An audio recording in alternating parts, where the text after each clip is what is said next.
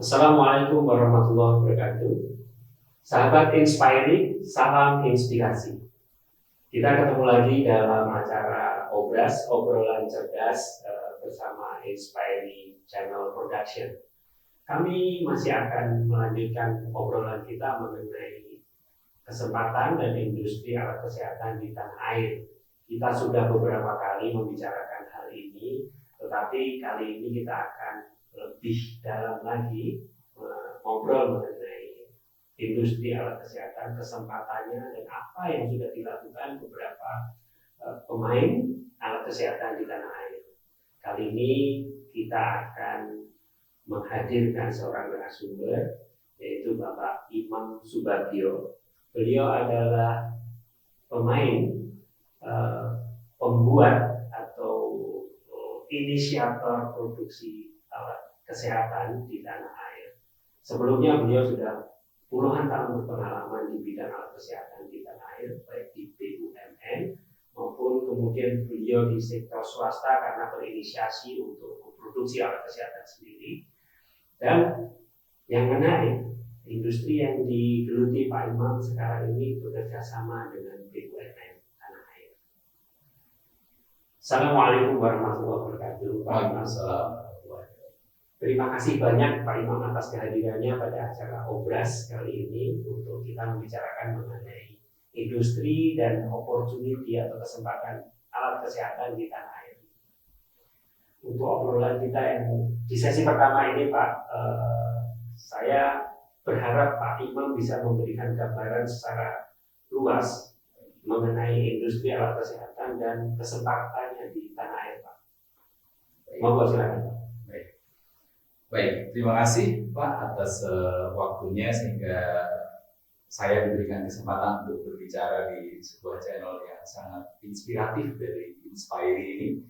Dan sekali lagi terima kasih lagi atas kesempatannya untuk kami juga menyampaikan hal-hal yang terkait dengan industri alat kesehatan, opportunity, dan kenapa saya pribadi dan bersama kawan-kawan memilih untuk di bisnis industri. Ya. Dapat kami sampaikan bahwa background utama adalah market. Semua pebisnis pasti akan berbicara mengenai seberapa besar market yang ada untuk bisnis alat kesehatan.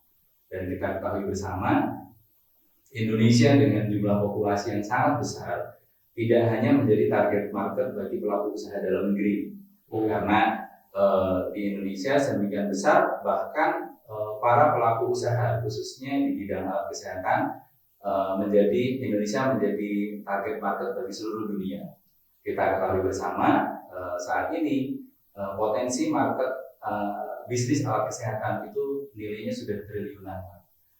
Jadi kalau kita lihat dari data yang ada, bagaimana pemerintah memberikan anggaran untuk di bisnis kesehatan itu nilainya sangat besar. Mungkin kalau kita lihat data 2018, 2019 itu bahkan tembus masih di bawah 100 triliun, tapi itu nilai yang tidak kecil.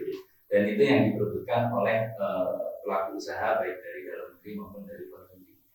Yang kedua, kita berbicara tentang spesifik khusus alat kesehatan yang menjadi bagian dari bidang kesehatan pada umumnya. Sebagaimana diketahui saat ini porsi market alat kesehatan untuk produk impor itu saat ini masih mendominasi. Dan berapa persen Pak Imam? Kurang lebih untuk produk impor masih berkisar 90-91%.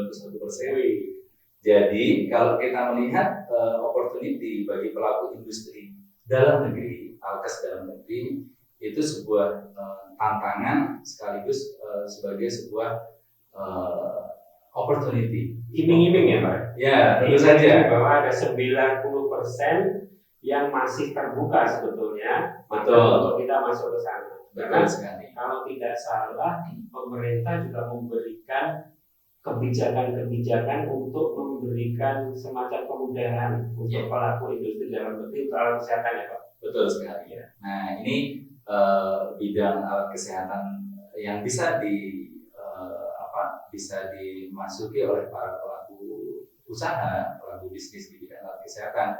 Kalau Pak Pria tadi menyampaikan pemain ya. Nah di sini untuk para pelaku bisnis alat kesehatan bisa masuk dari berbagai segmen. Bisa memilih segmen yang umum, bisa memilih segmen yang khusus. Nah, di sini memang menjadi peluang yang sangat besar melihat dari nilainya, dan dari sisi market juga bisa terbagi dua, karena ada market miliknya pemerintah, ada market yang miliknya swasta. Tinggal dipilih saja. Tapi yang pasti saat ini untuk industri alat kesehatan negeri porsinya masih cukup kecil. Kita mungkin pernah mendengar semacam cerita ya, kalau orang jual sepatu di Afrika ya, kalau di sana nggak ada yang pakai sepatu, berarti peluangnya nggak ada gitu. Justru orang berpikir sebaliknya gitu. Kalau belum pakai sepatu berarti semua market semua gitu. Nah, itu konsep awal bahwa opportunity produk alat kesehatan sangat tinggi. Kita bersama-sama berbicara bahwa kita dengar pidato kenegaraan Presiden RI Agustus 2020 yang lalu, bahwa pengembangan industri saat ini, industri farmasi dan alat kesehatan itu menjadi concern dari pemerintah kita saat ini. Jadi ini satu potensi yang besar, satu peluang yang besar yang Bapak sampaikan, bahwa pemerintah memang memberikan kemudahan, memberikan slot-slot yang memberikan opportunity yang lebih baik kepada pelaku industri dalam negeri. Nah, itu bisa dilakukan dengan banyak cara. Ya. Nah, ada beberapa yang memang melakukan inisiasi sendiri. Ada yang melakukan dengan cara bekerja sama dengan pabrikan yang selama ini datang dari luar. Nah, ini menjadi dua hal yang memang harus yang harus terus dipelajari dan didukung oleh pemerintah kita. Kita tahu bahwa secara roadmap pengembangan industri khusus alat kesehatan dari pemerintah juga sudah ada programnya, sudah ada pokjanya. Kebetulan saya salah satu pokjanya, Pak. Jadi roadmap itu dari semenjak tahun 2016 berdasarkan Impres nomor 6 tahun 2016 sampai nanti tahun 2035. Jadi roadmap ini sudah ada dari alat kesehatan tipe sederhana, kemudian menengah sampai yang advance. Nah, secara konsep semuanya bisa dilakukan oleh para pelaku industri alat kesehatan, khususnya yang harus bekerja sama dengan pabrikan dari luar negeri, entah dengan transfer teknologi, entah dengan prinsipal itu melakukan investasi di Indonesia, yang tentu saja harus bekerja sama dengan pabrikan di dalam negeri dan seterusnya. Dan peluangnya sangat besar, Pak. Jumlah penduduk lebih dari 250 juta. Indonesia memiliki wilayah kepulauan berapa? 17.000 populated. 17.000 yang ada populasi manusianya, belum lagi hal-hal yang sifatnya menjadi tujuan masa depan, karena di Indonesia juga termasuk sumber mineral yang sangat kaya di dunia, dan mungkin sekarang beberapa pulau penduduknya sedikit, tapi karena di situ merupakan sumber mineral dan diketahui dari penelitian oleh banyak para ilmuwan, maka bukan tidak mungkin di titik-titik tersebut akan berkembang menjadi sebuah populasi yang menjadi besar, atau yang semua populasi yang berkembang pasti membutuhkan fasilitas kesehatan. Semua fasilitas kesehatan baru pasti membutuhkan alat kesehatan. Itu kuncinya. Ya, Pak Imam, ini menarik sekali bahwa ada dari sisi pemerintahan yang tadi sudah memberikan dalam tanda kutip privilege dengan beberapa kebijakan, peraturan, dan kesempatan yang dibuka oleh pemerintah untuk, mohon maaf, bukan pemain ya Pak ya, pelaku bisnis kesehatan tanah air. Banyak kemudahan, market sudah jelas, opportunity, pilihannya ada di sana semua, mau niche market, mau yang umum, mau teknologi yang mana yang mau diambil, semuanya sudah terpapar di sana. Tapi kita masih 10% nih Pak, dari total market yang 100%, jadi 90% masih pelaku dari luar. Kira-kira penyebabnya apa? Pertanyaannya. Kemudian yang kedua, itu tadi Pak Imam sempat menyampaikan juga mengenai roadmap sampai 2035. Ya. Prediksi Pak Imam seperti apa Pak? Baik, terima kasih Pak. Jadi yang pertama terkait dengan kenapa bisa hanya 10% baru boleh boleh saya sampaikan bahwa di Indonesia saat ini ada 2 asosiasi besar terkait dengan bisnis alat kesehatan.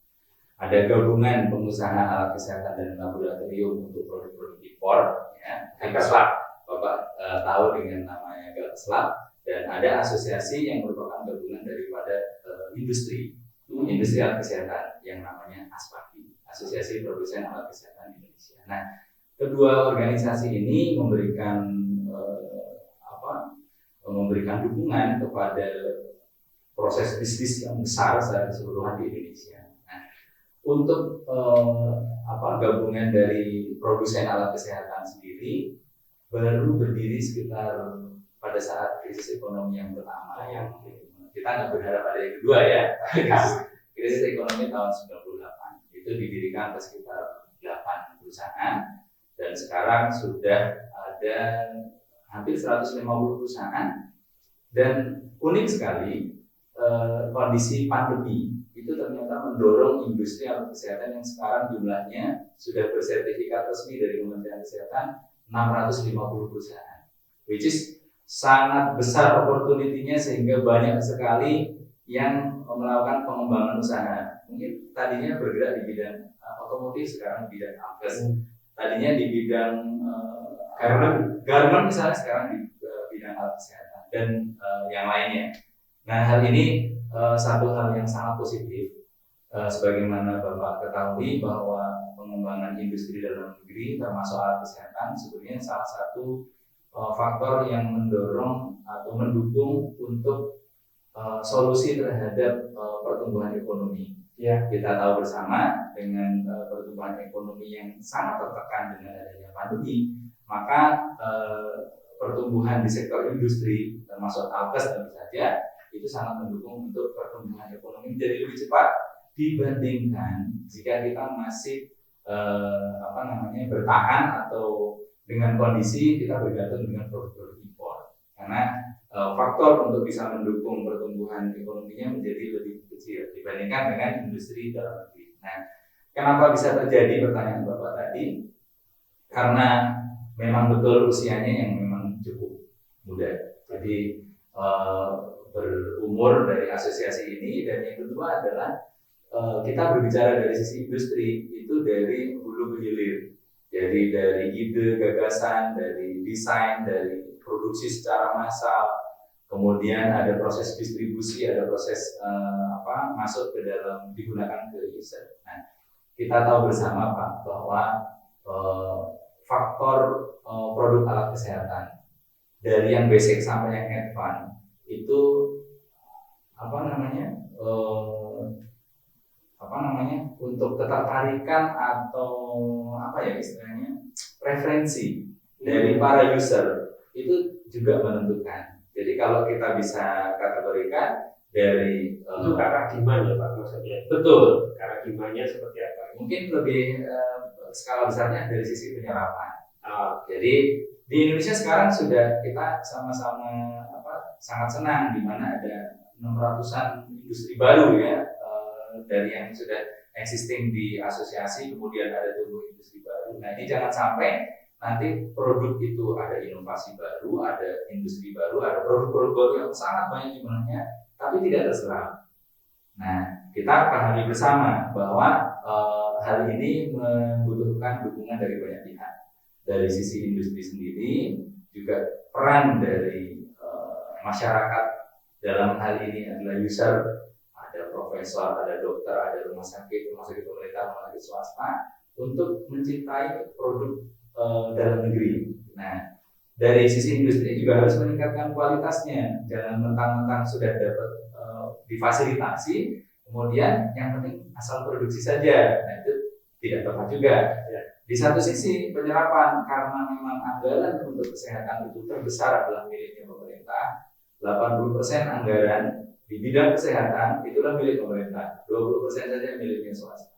Jadi yang memiliki kemampuan berbelanja produk alat kesehatan terbesar adalah fasilitas kesehatan milik pemerintah. Oleh karena itu, tentu saja ini juga butuh dukungan dari pemerintah.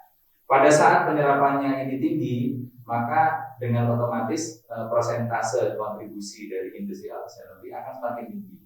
tidak hanya 10% saja. Ya, itu beberapa faktor yang bisa mendukung.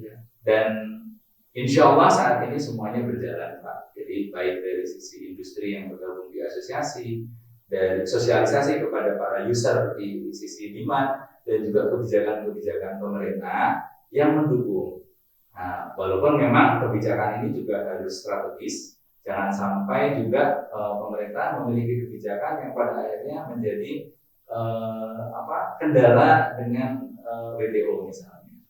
Nah, ini yang harus disikapi bersama. Tapi kami sendiri sebagai pelaku usaha, tentu saja kondisi saat ini sudah jauh lebih baik dibanding sebelum-sebelumnya. Kami diberikan kesempatan untuk audiensi dengan pengambil kebijakan, sehingga kebijakan-kebijakan yang diterbitkan oleh pemerintah sedikit banyak berpihak kepada industri atas dalam negeri. Ini yang sangat baik saat ini kondisinya. Dan ini terus didorong terus, termasuk Inspire untuk memberikan informasi kepada seluruh masyarakat. Amin, insya Allah. Jadi kalau saya simpulkan, kalau kita seperti bermain bola, bola sudah di tangan. Betul. Tinggal bagaimana mengkocek bolanya supaya gol. Betul sekali. Sekarang banyak kok teman-teman dari Gagas Lab yang sebelumnya memiliki bisnis produk-produk impor. Sekarang teman-teman Gagas Lab juga mendistribusikan produk-produk dalam negeri. Itu sangat baik, sangat bagus. Akan seberapa cepat? 10% meningkat ke katakanlah 25%. Mungkin dengan dorongan kondisi pandemi, kondisi musibah ini, karena membuka mata seluruh pihak ya, semuanya terbuka. Di awal-awal pandemi cukup kelabakan tanda kutip, sampai akhirnya membuka keran impor semua alat kesehatan masuk semua. Nah, ini menjadi satu trigger, dan perkiraan kami setidaknya di dalam jangka waktu 2-5 tahun ke depan itu bisa menyentuh angka sampai 20% sampai 30%. Ini harapan kita bersama. Which is bahkan termasuk tadi yang disampaikan mengenai roadmap ya Pak. Roadmap mungkin beberapa harus ada perubahan, ada penyesuaian, karena beberapa hal, contoh seperti produk ventilator itu sebenarnya masuk di dalam fase ketiga untuk maju ya Pak. Akhirnya maju, dan sekarang peran dari perguruan tinggi ya, para ilmuwan ya, profesor, doktor yang melakukan penelitian itu sekarang sudah sangat terbuka untuk bekerja sama dengan industri. Dan ini suatu yang sangat bagus memang. Mungkin dalam sejarah adanya pandemi COVID-19 itu membuka peluang, membuka kemajuan-kemajuan baru di bidang kesehatan. Yang spesifik disampaikan Pak Imam tadi, alhamdulillah saya punya kesempatan untuk melihat proses pembuatan ventilator dari ITB. Siap. Di salah satu perusahaan BUMN tanah air, Pak. Ya, itu ya Pak. Ya? Betul sekali, itu salah satunya. Jadi memang walaupun mungkin kalau spesifik di teman-teman yang sudah berkecimpung di bidang medikal itu sudah bukan ventilator, tapi setidaknya itu adalah ventilator sederhana yang membantu pernapasan bagi para pasien yang terkena COVID. Jadi tentu saja dengan adanya pengembangan ini, dan sangat banyak Pak, salah satu peran dari pemerintah dengan meluncurkan slot tersendiri di lembaga kebijakan pengadaan pemerintah LKPP, bahwa e-katalog itu sekarang tidak hanya e-katalog tertentu yang ada di nasional, regional, sektoral, dan sekarang sudah ditambah lagi ada UMKM, dan ada satu lagi adalah e-katalog khusus inovasi. Ya, semua produk alat kesehatan yang mengandung unsur kebaruan, jadi baru secara teknologi, secara sistem, secara penemuan, maka akan diberikan slot di e-katalog inovasi, dan itu menjadi gairah tersendiri bagi para pelaku industri. Gitu Pak. Terima kasih banyak Pak Imam. Kita akhiri sesi 1 dengan beberapa kesimpulan bahwa kesempatan sangat luas. Ya. Pemerintah sudah sangat mendukung. Ya. Dari sisi kemampuan ada kemampuan. Jadi sebetulnya bola sudah ada di tangan pelaku bisnis alat kesehatan. Tinggal bagaimana memanfaatkan itu. Dan prediksi tadi Pak Imam juga sudah menyampaikan ya, roadmap 2035 itu bisa maju beberapa poinnya. Ya. Kaitannya dengan dalam tanda kutip hikmah pandemi ya Pak. Ya, betul, betul sekali. Oke, kita akan lanjutkan nanti di sesi kedua Pak, obrolan cerdas ini. Di antaranya tantangannya adalah market Indonesia itu latah. Oke. Tadi sudah terjawab sebagian bahwa ada e-katalog inovasi. Ini untuk memicu supaya kita tidak latah. Karena itu akan selalu terjadi di market kita. Satu orang bikin masker, semuanya bikin masker. Sehingga 10% akan naik, tapi industrinya itu saja. Kurang lebih seperti itu. Kita akan memohon Pak Imam untuk memberikan gambaran lebih detail lagi apa yang sudah dilakukan berikutnya secara strategis di sesi 2 Pak. Sahabat Inspire, banyak sekali yang kita sudah dapatkan dari Pak Imam Subagio tadi, informasi mengenai market, opportunity, kesempatan, dan sudah seberapa jauh industri dan pelaku bisnis alat kesehatan dalam negeri sampai saat ini, dan bagaimana menghadapi dan mensikapi pandemi COVID-19 ini. Kita akan lanjutkan lagi nanti dalam sesi kedua dengan lebih detail lagi apa yang sudah dilakukan oleh Pak Imam dan rekan-rekannya dalam mensikapi hal ini dan sudah seberapa jauh pengembangan produk-produk dan market yang sudah dicapai oleh tim Pak Imam Subagio. Tetap semangat, salam inspirasi.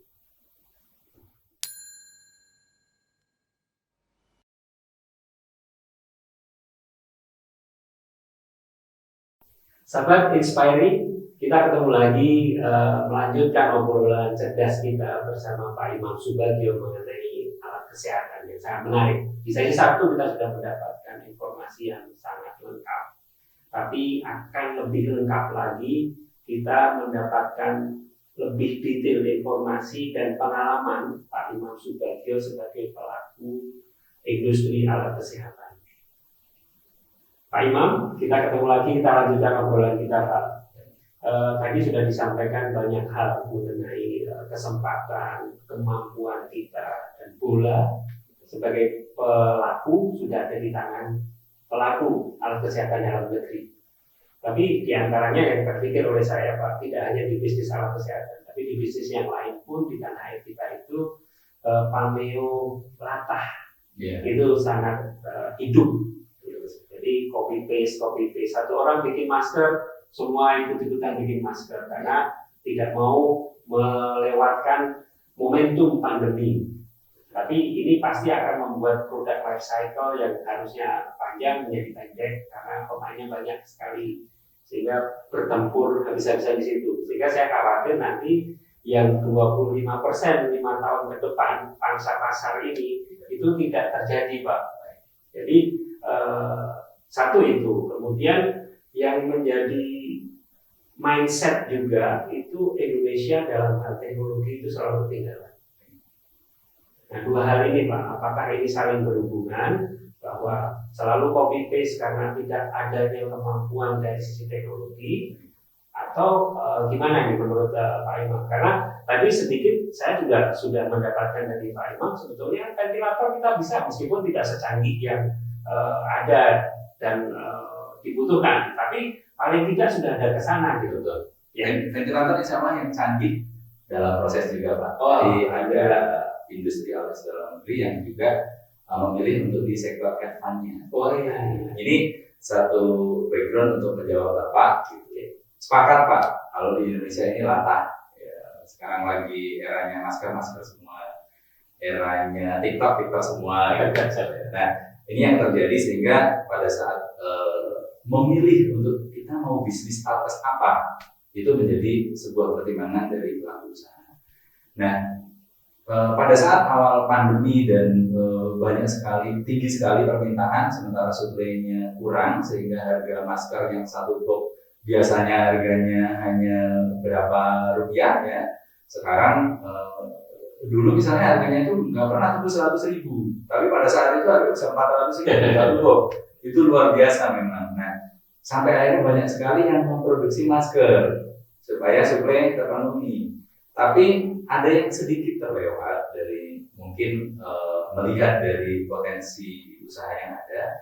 Karena pada saat memproduksi sebanyak mungkin masker, bahan bakunya masih impor juga gitu. Dan produsen masker ini, produsen bahan baku masker itu masih didominasi oleh beberapa negara saja yang diperebutkan oleh semua pabrik di seluruh dunia. Ini problem besar tentu saja. Alhamdulillah kalau kondisi saat ini semuanya sudah teratasi dan saya yakin beberapa pelaku usaha juga sudah melihat itu sehingga berinisiasi untuk memproduksi bahan bakunya. Dan ini satu hal yang sangat bagus ya untuk perkembangannya. Berbicara tentang efek pandemi, maka kebutuhan masker itu kita berhitungnya sederhana Pak. Masker untuk masyarakat umum maksimal dipakai 4 jam. Ya, 4 jam dipakai. Jumlah penduduk 250 juta, itulah marketnya. Jadi kalau di Indonesia mau memproduksi masker seberapa besar pun itu menjadi kebutuhan rutin. Seperti kita makan sehari 3 kali, jadi itu menjadi kebutuhan pokok saat ini. Jadi kita dari sisi masker. Dan apakah sekarang industri udah banyak? Sangat banyak. Nah, oleh karena itu menjadi background untuk teknologi.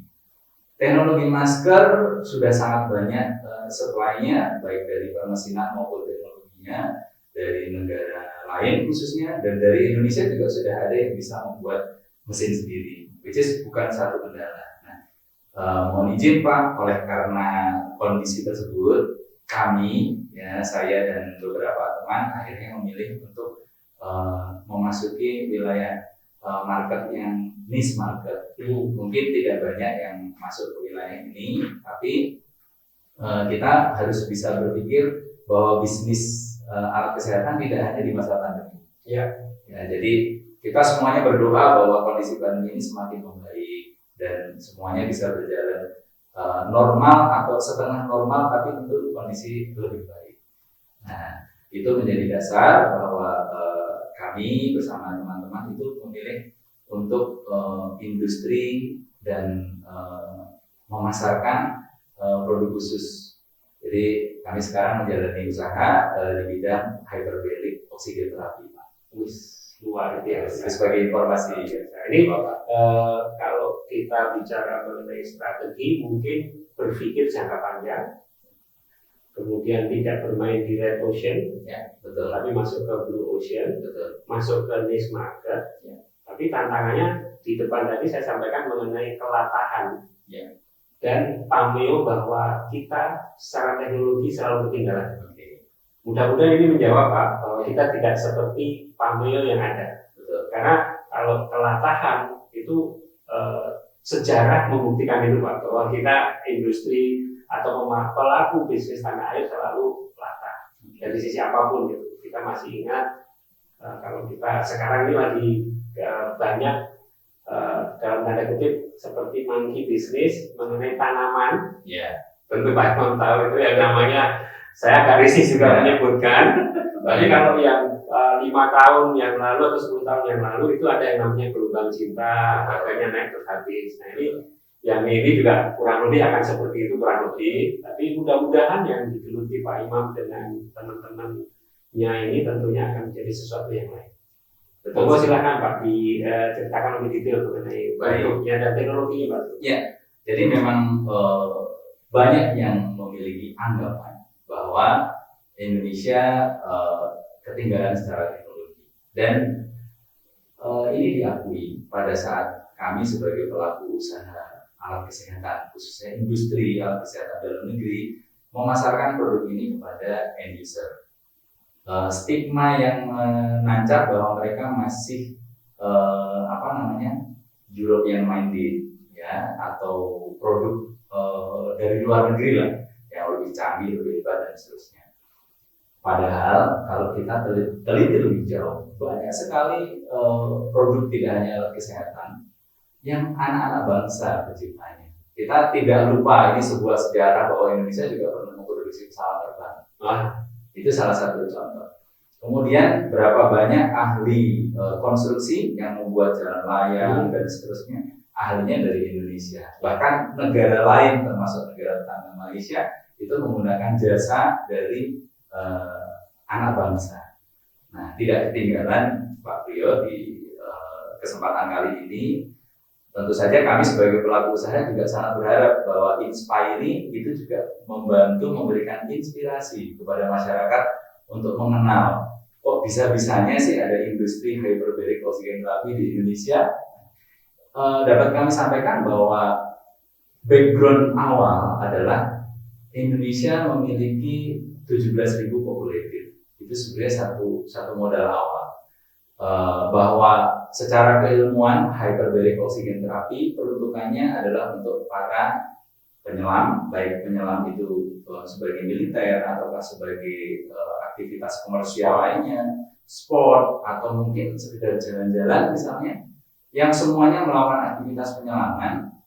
Dunia secara konsensus secara dunia sudah diakui bahwa setiap penyelam memang membutuhkan alat yang namanya hyperbaric chamber oxygen therapy untuk mengatasi permasalahan yang penderita itu mengalami sakit yang namanya decompression sickness, yaitu terjebaknya gelembung nitrogen di dalam pembuluh darah, yang itu bisa berakibat dari tidak nyaman sampai berakibat fatal kepada para penderita, yang semuanya ini bisa dialami oleh para penyelam, baik penyelam yang sekedar jalan-jalan, apalagi yang penyelam memang profesi, entah itu militer, entah itu penyelam komersial seperti ahli las bawah laut, kemudian yang memang aktivitasnya di pertambangan dan seterusnya. Nah, ini satu hal yang menjadi konsep awal. Kita tahu semua 17.000 pulau itu tidak sedikit, Pak, dan itu tidak dimiliki market sebesar ini di negara lain.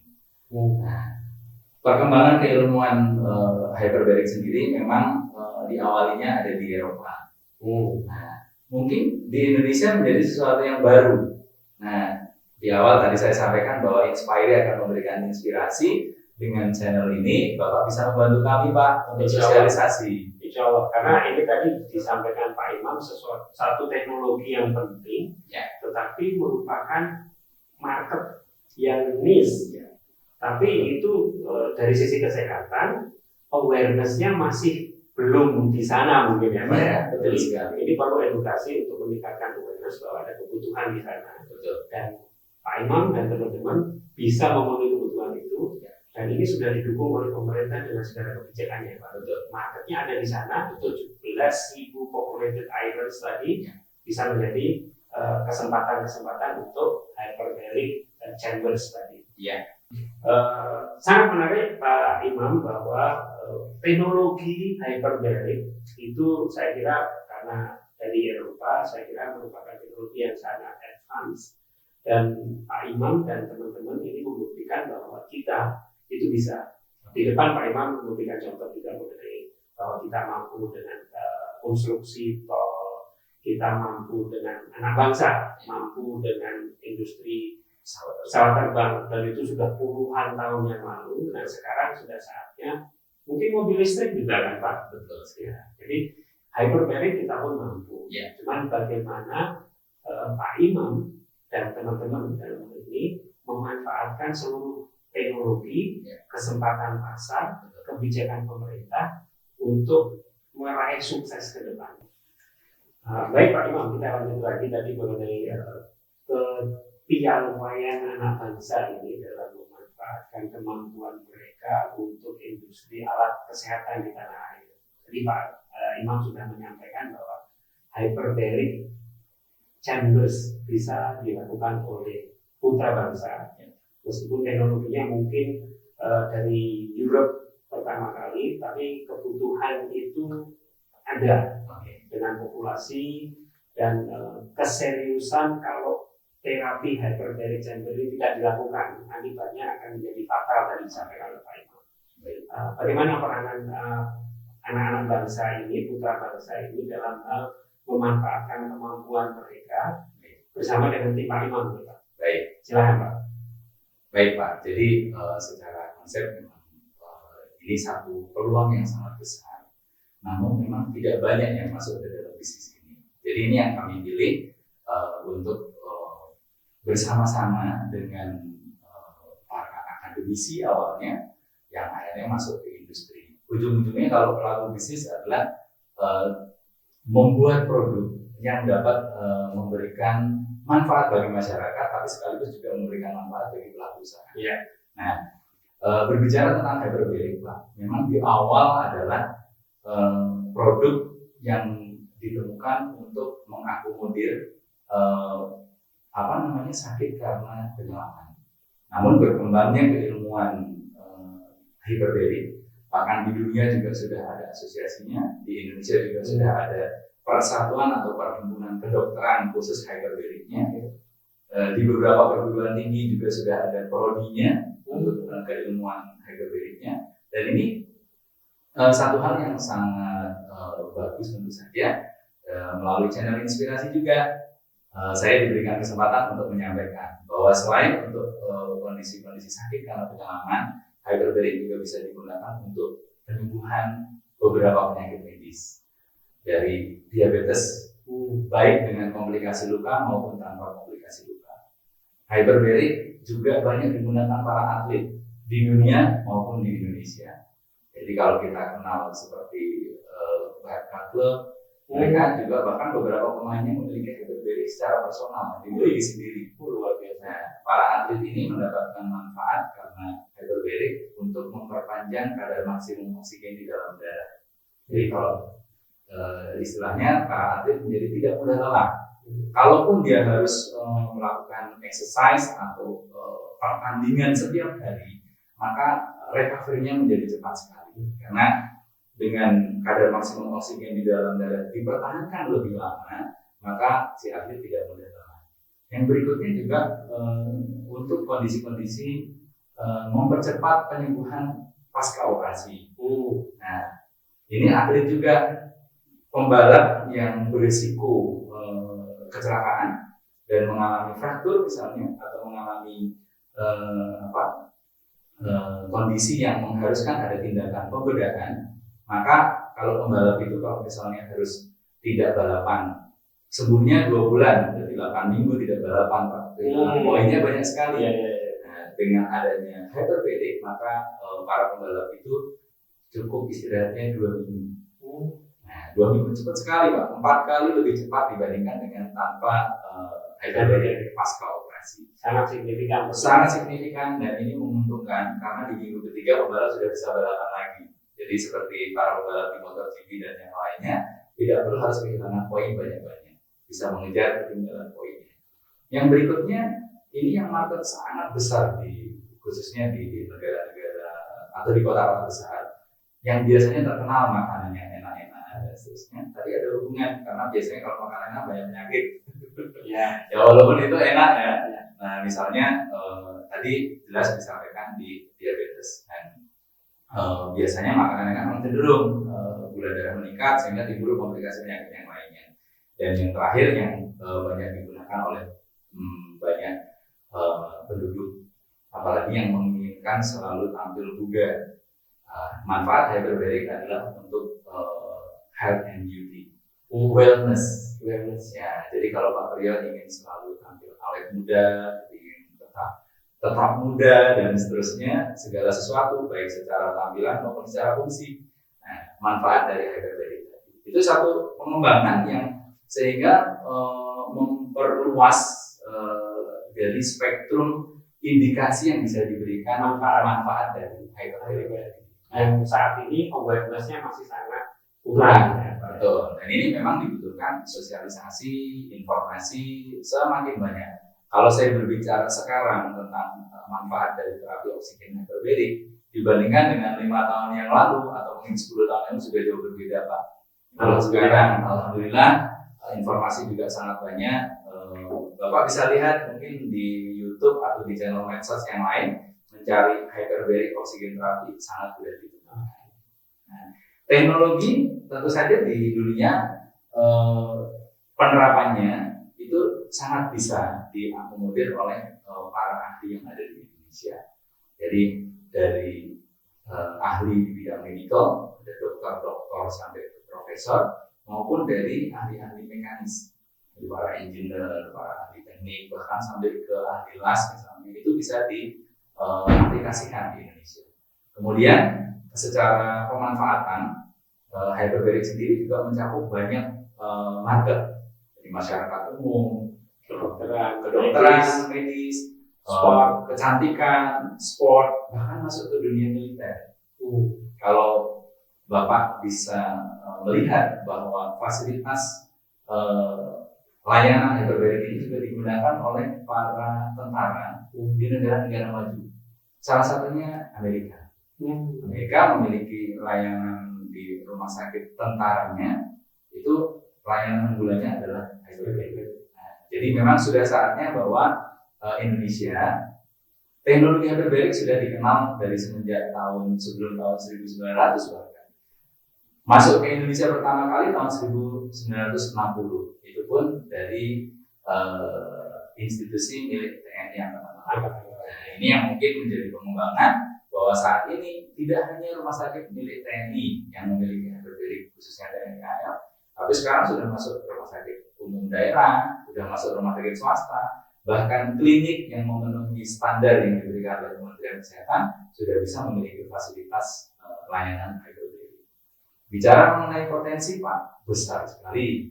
Karena di Indonesia, seperti tadi di segmen pertama kita bicara, akan ada pengembangan instalasi atau rumah sakit baru, bahkan di kepulauan-kepulauan yang mungkin sekarang masih sedikit penduduknya.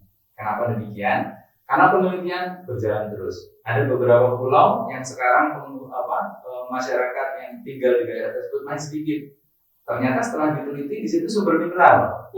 Suatu saat akan datang investor yang akan mengelola mineral, apakah dari pengeboran bahkan mungkin sampai shelternya dan seterusnya. Pada saat ada industri lain yang berkembang, industri mining berkembang, otomatis di situ akan ada populasi berkembang.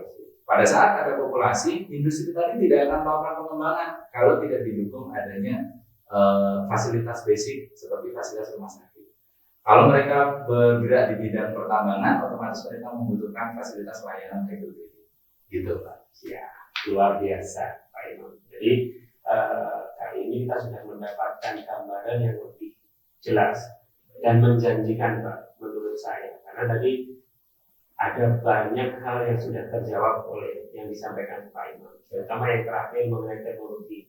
Kalau kesempatan, orang sudah melihat semuanya. Kalau kesempatan ada di sana dengan populasi jumlahnya, populasi Indonesia yang sedemikian besar, secara geografis tersebar sedemikian banyak dan membutuhkan coverage semuanya.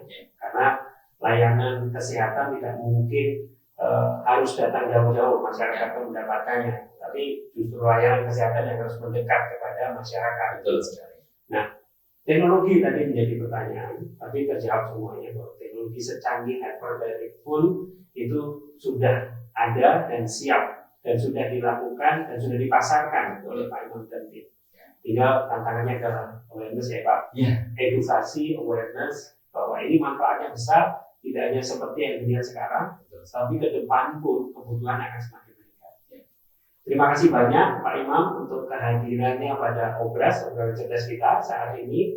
Insya Allah akan memberikan manfaat yang banyak buat sahabat Inspire yang selalu memanteng obras ini Pak, karena informasinya saya kira sangat bermanfaat. Dan untuk kali ini sahabat Inspire, kita membuka kesempatan untuk bertanya dan berdiskusi dengan narasumber kita melalui channel YouTube. Karena di situ akan bisa mendapatkan informasi dari pertanyaan-pertanyaan sahabat Inspire mengenai hyperbaric chamber therapy yang belum banyak dikupas pada episode kali ini. Mungkin di kesempatan yang akan datang kita akan lebih dalam lagi mengenai hyperbaric chamber therapy, kebutuhannya, manfaatnya, kesempatannya seperti apa. Baik, sahabat Inspire, kita akan ketemu lagi di obras episode berikutnya. Tetap sehat, tetap semangat, salam inspirasi.